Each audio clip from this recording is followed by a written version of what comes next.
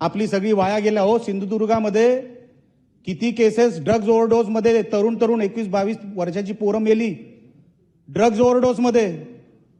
आता गोवा राज्यामध्ये कुठली पार्टी बंद होते, ती कुठेतरी आतमध्ये घुसवले जातात ड्रग्ज, आणि तिथून मग परत पार्टी असताना तिथे परत पाठवले जातात. आम्ही जेव्हा तिकडच्या एसपीना सांगतो की साहेब आपण काय करताय, नुसते रेड कसले मारताय, अहो रेड तुम्ही अमुकावर माराल, पण त्याच्या मागचा ट्रेल शोधला पाहिजे तुम्ही. ते ड्रग्ज आलं कुठून, त्याचं पेमेंट केलं कोणी. नुसतं एकाच्या घरात ड्रग्ज सापडले. आता साहेब त्यांनी पद्धत बदलली. आता ते काळे निग्रो वगैरे आता येत नाही ड्रग्ज घेऊन कुठल्या राज्यामध्ये. आता त्यांनी लहान लहान मुलं जे स्कूल बॅगमध्ये, जे लहान लहान पोरं जे फिरतात ना, त्यांच्या मार्फत आता ड्रग्ज विक्री सुरू केलेली आहे.